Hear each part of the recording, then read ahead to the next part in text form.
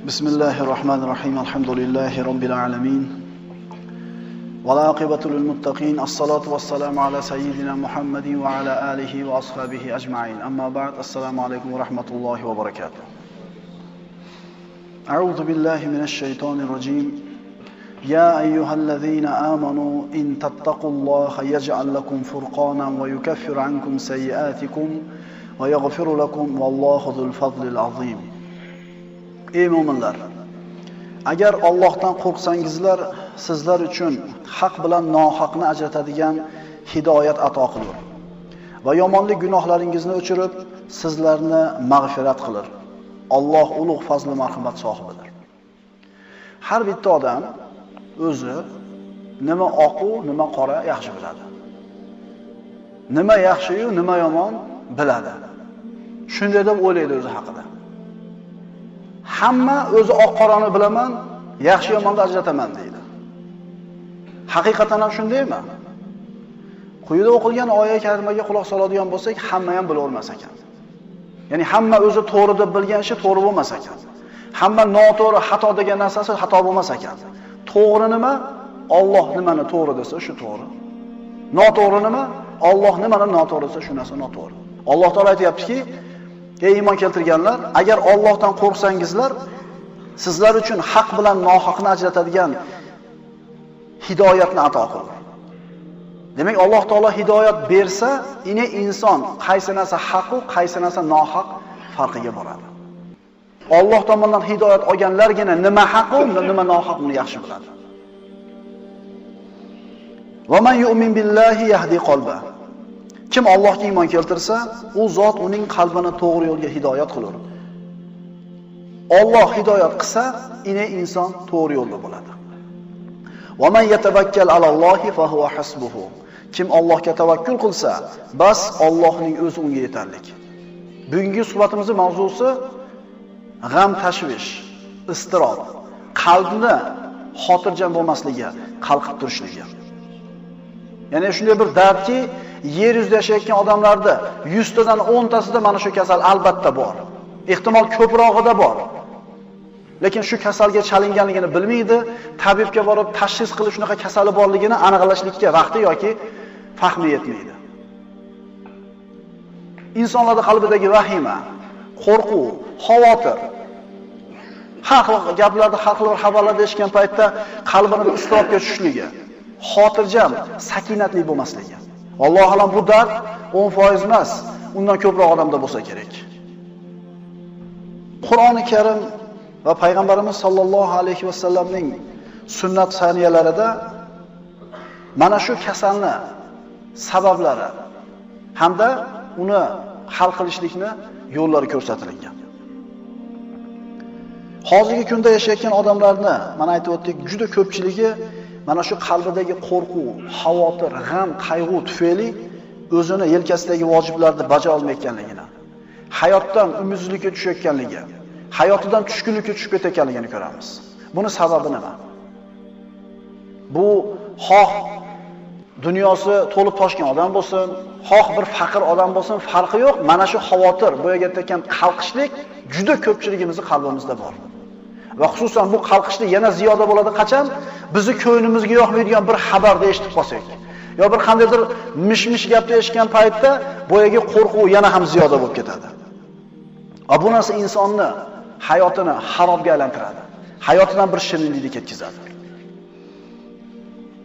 Hozirgi zamonaviy bir tadqiqotlarga qaraganda, mana yer yuzida odamlarda yashayotganlarning 10% mana shu qalqishlik kasaliga, xavotir degan kasalga, stress deymiz endi bizning tilda. Ana, soddaroq qilib aytsak, shu stressga chaliqqan odamlar.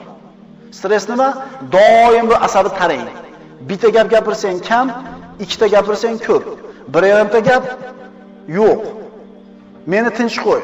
Hatto o'zini bola chaqasini ozgina shovqinini, erkalashini ko'tara olmaydi. Meni tinch qo'y, meni tinch qo'y. Har yili yer yuzida yashayotgan odamlar ichidan 80 mingga yaqini bu o'sha statistika ekan. O'zini osib o'ldirar ekan.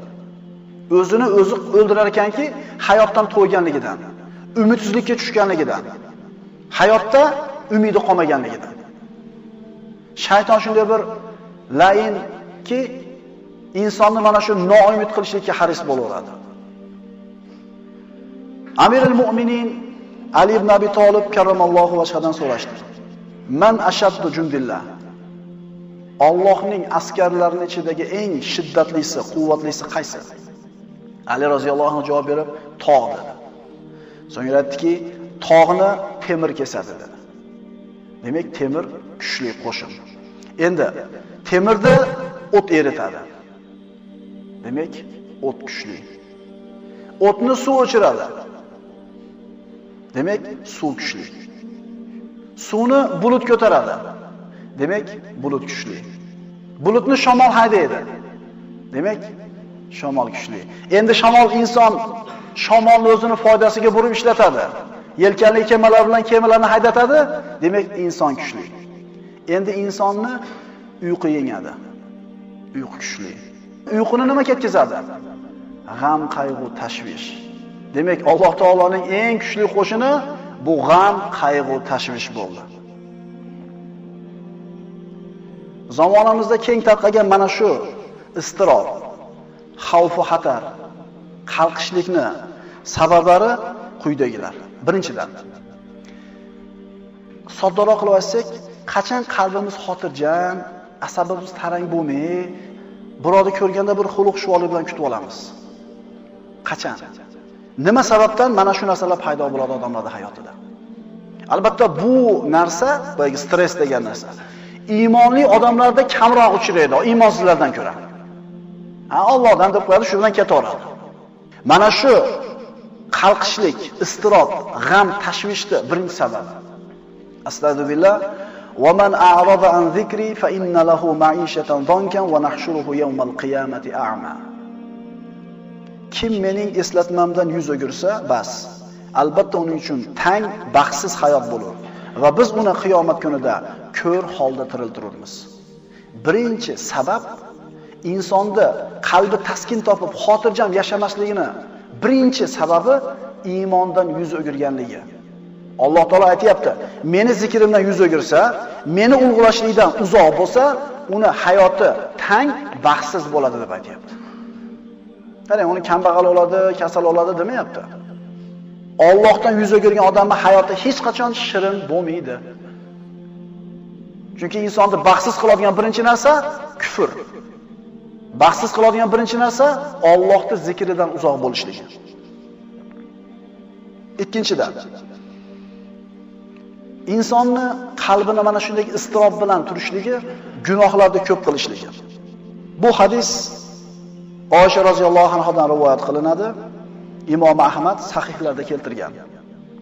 Qala Nabiy sallallohu alayhi vasallam: "Iza kasurat zunubul abdi wa lam yakun lahu ma yukaffiruha min al-amal, ibtalahu Allahu azza wa jalla bil hazni, balki bil huzni liyukaffiraha anhu."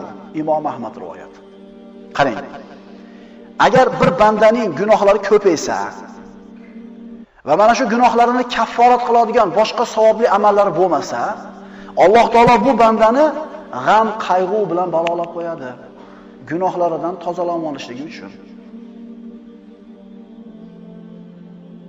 Tushunarlimi?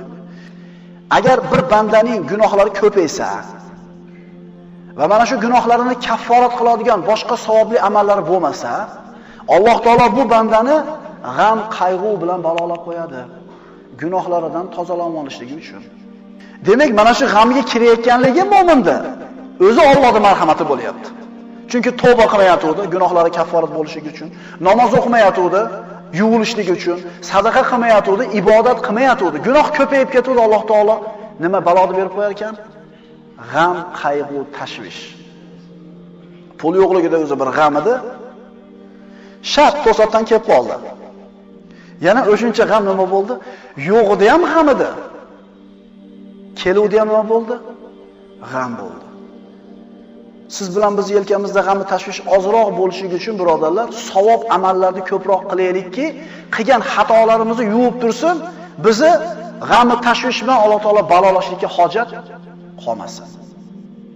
Shuning uchun haqiqatan qarasangiz, namoz o'qiydigan, masjidga keladigan, Allohning zikrida qatnashadigan kishilarni qarasangiz, g'am, tashvishi shu ishni qilmayotganlarnikidan ko'ra chandon oz bo'ladi.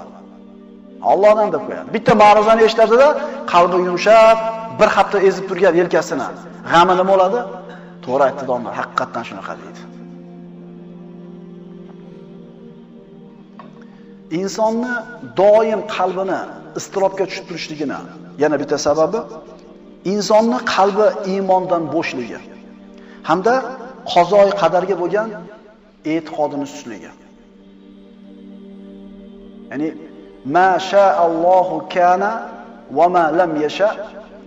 Alloh nimani xohlagan bo'lsa bo'ldi, nimani xohlamagan narsa bo'lmadi degan e'tiqodda mustahkam odam bir ish bo'lgandan keyin har qancha musibatli bo'lsin, har qancha bir og'ir bo'lsa nima deydi? Demak, Alloh shuni xohlagan ekan. Mana bu bo'ldi deydi. Endi biz rozi bo'lsak ajr olamiz, gunohlarimiz yuviladi, undan kattaroq Alloh taolo mukofot beradi deydi. Endi qazoy qadarga iymoni yo'q odamchi? Va, o'shunda mana qilganimda mana bo'lardi. O'shunda shunday qilib qo'ymaganimda mana bo'lmasdi. Insonning qalbi nimaga bir ishda qalqib turadi? Nimaga g'am tashvish bilan yashaydi? Shuni sabablarini ko'ryapmiz. 3 ta sababni aytdik. Allohning zikridan uzoq bo'lganligi, gunohlarning ko'pligi hamda Allohga bo'lgan iymoni, qazoy qadarga bo'lgan iymonni zaif bo'lgan odamlar qalbi doim istirofda qalqib turishlikda bo'ladi. Insonni mana shu tang holatga tushiradigan sabablarning yana bittasi iqtisodiy holati. Pul yo'q. Ish yo'q. Qilay deb chiqadi ko'chaga o'g'il bola, ish topa olmayapti. Yoki ishlasa pulini berishmayapti. O'sha ishni qilguncha birodan qarz olgan. Endi ishlab uzay desa, ish bo'lmayapti, qarzi ko'p. Insonni yana ko'nglini cho'ktiradigan, qalbini qalqitib qo'yadigan, qalbini istirobga tushirib qo'yadigan, vahimaga solib qo'yadigan narsa nima bo'ldi? Qarz. Buni yechimi nima? Buni yechimi nima? Biz mana shu qarzni uzishlik uchun pul topgani chiqib mehnat qilamiz jasadimiz bilan. Sabablarni qoyim qilamiz va mana shu qarzni uzadigan zotdan g'ofil qolib qolamiz. 6 rez borsa mancha qolar ekan, mancha qarzni uzib boraman. Menday qilsam menday bo'lar ekan. Yo'q, taqsir. To'xtab tur. To'xtab tur. Payg'ambarimiz sollallohu alayhi vasallam kunlarda birida masjidga kirganlarida Ansorlardan bo'lgan Abu Umoma ismli bir sahoba nohatta bir tushkunlikka tushgan holda o'tirardi. Payg'ambarimiz: "Ey Abu Umoma, sizga nima bo'ldi?" deb so'radi. "Ya Rasululloh, g'amlar ko'p, qarzlar ko'p. Mana shu narsalar meni qiynab qo'ydi" dedi. Dardini kimga aytayapti? Abu Umomaga, otasidan ham, onasidan ham, hatto o'ziga o'zi mehribon bo'lgandan ham mehribonroq Rasululloh sollallohu alayhi vasallamga aytayapti. Agar Rasululloh sollallohu alayhi vasallam men deb to'shab berib qo'yganida, payg'ambarimiz bu qilgan yaxshiligi faqat Abu Umoma bilan cheklanardi. To'g'rimi? Lekin payg'ambarimiz shunday bir tavsiyani aytdilarki, o'zidan keyin keladigan, mana shu Abu Umomadan keladigan hamma ummatga, keyin keladigan hamma ummatlarga payg'ambarimiz ko'rsatmani berib qo'ydi. Ey Abu Umoma, afala uallimuka kalaman idza qultahu adhaballohu hammaka va qada anka daynaka. Ey Abu Umoma, sizga shunday bir so'zlarni o'rgataymi? Agar shu so'zlarni aytadigan bo'lsangiz, Alloh g'amlaringizni ketkizadi, qarzlaringizni uzadi, ado qiladi dedi. Ya'ni quruq kalima birodarlar. Voy pul ketmaydi bunga. Bunga abrot kerak emas, alohida vaqt ajratishlik kerak emas. Rasulullohga Alloh taolaning rahmati bo'lsin. Shunday bir duoni o'rgataymi? Shu duoni o'qisangiz, g'am ham ketadi. Har qancha katta bo'lmasin, Alloh taolo uchun hech narsa emas sizning g'amingiz.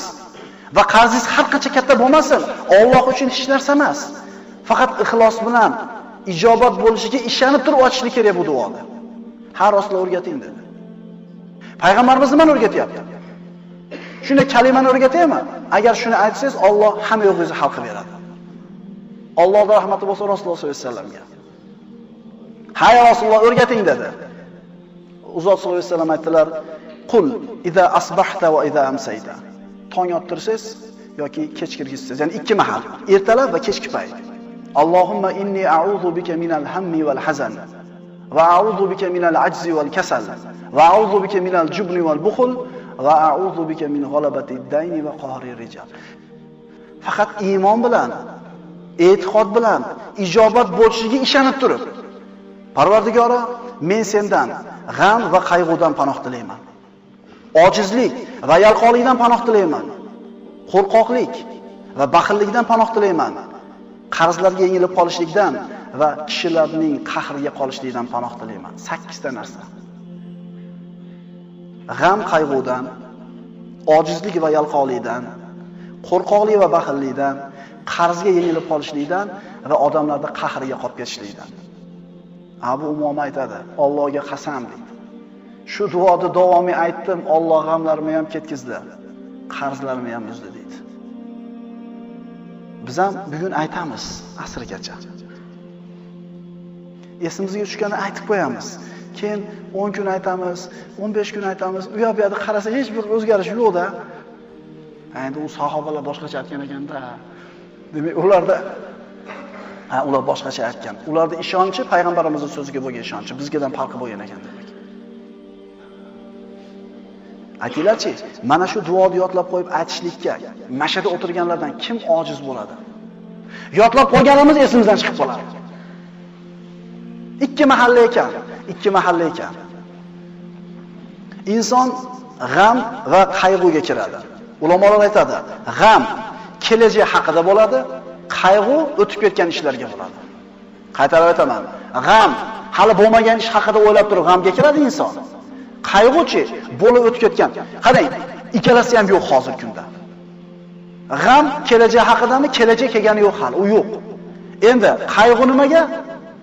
O'tmishga. U ham yo'q. Qayerga ketdi? G'ayb dunyosiga ketdi. Insonni doimiy qalbini tang qilib turadigan, istirobga, qo'rquvga, xavotirga solib turadigan sabablardan yana bittasi Alloh taoloning hidoyatidan hamda uning ibodatida istiqomatdan uzoq bo'lishlik. Insonlar ana shu o'zini hayotda qiynayotgan muammolarini hal qilishlik uchun mehnatda, harakatni qilishadi, lekin o'sha mushkulalarni bergan va shu mushkulalarni ketkazadigan zotdan g'ofil qolishadi. Juma paytida klientlar keladi, nima deydi, qo'shnilar yopganda men jinni savdo qila olaman deydi. Sizni g'amingizni, qayg'ungizni ketkazadigan zot, u zotni rozi qiladigan ishni qiling, o'zi biladi qanaqa qilib hal qilib berishini. Va ishoning, siz uchun yozilgan narsa adashib birovga borib qolmaydi. Bu iymonimiz bizni. Inson iymon halovatini qachon totadi? Inson iymon halovatini qachon totadi? Sen uchun yozilgan narsa adashib boshqaga ketib qolmaydi. Boshqalarga yozilgan narsa adashib senga kelib qolmaydi. Shuni tushunmaguningcha, birodar, iymoning komil bo'lmaydi. Xotirjam bo'ling, rizqingiz bormi? Yashaysiz. Xotirjam bo'ling, rizqingiz bormi? Ayrilmaysiz. Endi xotirjam bo'ling, hamma yoqda 5 qilib qo'yganingizda shunda yo'qib qoladi. Kim xohlagan edi uni? Alloh subhanahu va taolo xohlagan edi. Payg'ambarimiz sollallohu alayhi vasallam aytadilar: "Man ja'ala al-hamma hamman wahida va huwa hammul ma'ad, kafahu sa'ira humumihi." Bu hadis Ibn Mojahning sahihlarida keltirilgan, Ibn Mas'uddan. G'ami yo'q odamda o'zi yo'q. Bu aqli yo'q odamda g'ami bo'lmaydi. Endi payg'ambarimiz sollallohu alayhi vasallam aytayaptilarki, kim hamma g'amini bitta g'amga almashtirib olsa, oxirat g'amiydi. Alloh boshqa hamma g'amlarini o'zining zimmasiga oladi, kifoya qiladi. Qaytaramiz. Hamma g'amni yig'ishtirib tashab, oxiratda g'amini birinchi o'ringa qo'ying. Alloh taolo boshqa hamma g'amingizni o'zining zimmasiga oladi. Yo ishonmaymizmi birodarlar payg'ambarimizga? Abu Umoma roziyallohu anhu 2 mahal aytib qo'ydi shu duoni. Bilmayman, bir oyatdimi, bir yil aytdimi? Hamma g'ami ketdi, hamma qarzi uzildi. Nimaga biz ishonmaymiz? Ko'chaga chiqsa, ko'chada ko'ngilga yoqmaydigan ishlar. Tijoratiga tushsa, tijoratda bir ko'ngildek bo'lmayapti. Uyiga kelsa, uydagi muomala zo'rmas. Odam otilib ketadi, birodarlar. Iloji yo'q. U inson doim bunaqa naprejенияda, stressda yasha olmaydi. O'shuning uchun osib qo'yapti 80 mingta odam yiliga yer yuzida. Endi iymonli odamchi? Ibn Qoyyum rahimahulloh shunday deydi. Insonni 4 ta narsa halok qiladi. G'am, qayg'u, ochlik va uyqusizlik.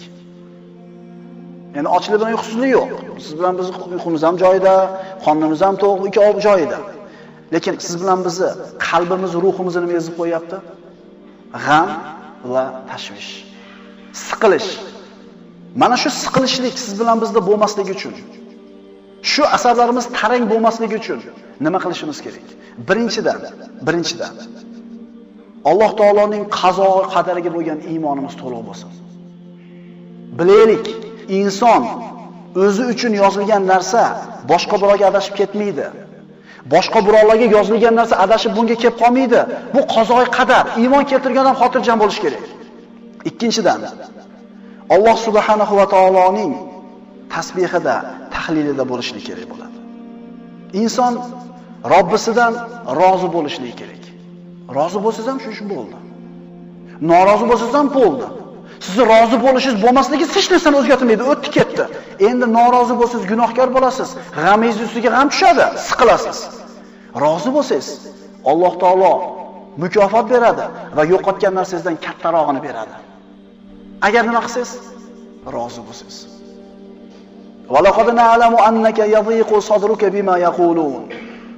Payg'ambarimiz sollallohu alayhi vasallam Makka da turgan paytida majnun deyishdi mushriklar, kazzob deyishdi, kohin deyishdi, sehrgar deyishdi, xolaganini deyishdi. Payg'ambarimizning yuragi siqilardi bundan, yuragi ezilar edi. Alloh taolo nima deyapti, diqqat qilinglar. Birodarlar, siz haqingizda xohlagan gapini gapirsin. Sizning ustingizda xohlagan ishni qilaman desin. Kim aytgani bo'ladi? Alloh aytayapti. Shak shubhasiz biz ular sizni masxara qilib aytayotgan so'zlaridan dilingiz siqilishini bilurmiz. Bandalarim dililari siqilayotganini men bilaman, deyapti. Muhammad alayhisalom haqida shunaqa gap gapirilgan. Ey Muhammad alayhisalom, bularni gapirayotgan gapidan qilayotgan ishidan sizni dilingiz siqilayotganligini men bilaman, deyapti. Endi nima qiling, deyapti. Xuddi shularga o'xshab borib gap qaytaring, ularga shu o'zlariga yarasha ish qiling yoki shu fe'liga yarasha fe'l qiling dedimi? Nima deyapti? Voy parvo qilmang, deyapti. Oyat davomini o'qiymiz. Shak shubhasiz biz sizni ular masxara qilib aytayotgan so'zlarini eshitib siqilayotganligingizni bilamiz biz, deyapti. Bas siz Parvardigoringizga hamda aytish bilan u zotni sheriklardan poklang va sajda qiluvchilardan bo'ling. Parvo qilmang, deyapti. Siz tasbih ayting, sajda qiling, o'lim soati kelguncha ibodatda bo'ling. Ishingiz bo'lmasin ular bilan, dedi. Wa'bud robbaka hatta yatiyakal yaqin.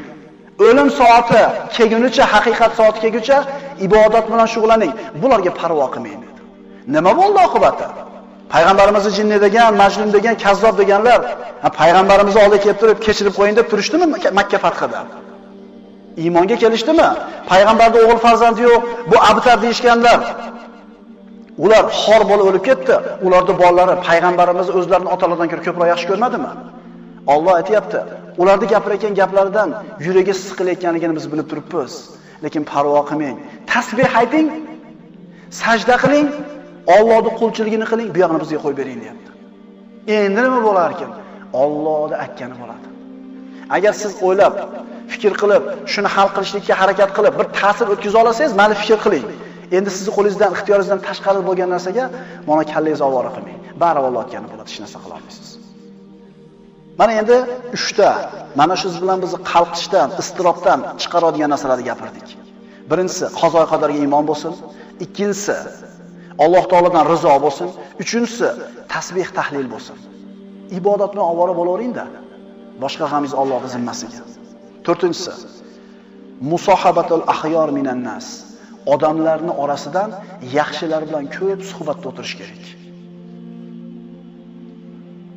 Ona kelyapti, qo'ydi yoki go'yimiz chiqadi, yana kerak emas gaplar gapirib qo'y.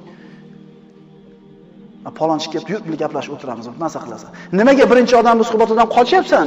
Nimaga ikkinchisiga intilyapsan? Chunki bu qalbingni ezyapti. Shunday odamlar borda vahimani gapirib, sizni ichingizni ezib maza qiladiganlar bormi degiz keladi. Faqat yomon xabar olib yuradi. Alloh aytadi: "Wasbir nafsaka ma'allazina yad'una robbahum bil ghadati wal ashiyyi yuriduna wajha." Siz o'zingizni, ya'ni Muhammad alayhisalomga kimlarda o'ziga do'st tutishligini o'rgatyapti. Siz o'zingizni ertayu kech Parvardigorlarning yuzini, roziligini istab, unga iltijo qiladigan zotlar bilan birga tuting. Ya'ni yaxshi odamlar bilan birga bo'ling va kimdan uzoq bo'ling. Ko'zlaringiz hayotda dunyo ziynatlarini ko'zlab, ulardan o'tib, o'zga ahli dunyolarga boqmasin va biz qalbini bizni zikr qilishdan g'ofil qilib qo'ygan, havoi nafsiga ergashgan va qilar ishi isrofgarchilik bo'lgan kimsalarga itoat etmang. Odamlar ikki xil bo'ladi deyapti Alloh taolo. Ertaga kech Allohning roziligini g'ami bilan yurganlar bor, hamda dunyoda qiladigan ishi isrofgarchilik bo'lganlar bor. Mo ikkinchi odamlarga qaramang, birinchilar bilan birga bo'ling deydi. Mana shunday bir solih insonlar bilan o'tirsangiz, boshingizga kelgan musibat har qancha katta bo'lmasin, bu vaqtinchaligini eslatishadi. Har qancha qiyin ahvolga tushmang, Alloh bir kun chiqarishini eslatishadi. Har qancha dardingiz katta bo'lmasin, Ayyub alayhisolamning darajali emas deb qalbingizga taskin beradi. Ularda Alloh qanday najotga chiqarganini eslatadi, qalbingiz taskin topadi. Endi boyaga aytgandek ikkinchi toifa odamlar bilan bo'lsangiz, hayotingiz har qancha zo'r bo'lmasin, ularni o'lchovi bilan yuradigan bo'lsangiz, norozi bo'laverasiz hayotingizdan. O'zi zo'r yurish-turishingiz, turmushingiz. Lekin dunyoda qo'ygan odamlarga ulpat o'qib yeta olmaysiz ularga, ishonavering. Mana mashinani olib endi xursand bo'lib turdingiz, undan keyingisini oldi ular. Endi unaqa olish kerak endi. Biz o'zimizni hayotimizni o'zimiz achchiq qilamiz birodarlar, ulpat tanlayatib turib. Boyaga duo. Allohumma inni a'udhu bika minal hammi wal hazan va a'udhu bika minal ajzi wal kasal va a'udhu bika minal jubni wal bukhl va a'udhu bika min g'alabatid dani va qahrir rijal. Payg'ambarimiz sollallohu alayhi vasallam aytdilar. Ibn Mas'uddan Imom Ahmad keltirgan hadis, sahih hadis. Ma asaba ahadan qat hammun wala hazanun faqal. Agar qaysi bir odamga g'ammidi, qayg'umidi yetsa, shunday desin. Allohumma inni abduk va ibnu abdika va ibnu amatika. Nasiyati biyadik, madin fiyya hukmuk, adlun fiyya qadauk.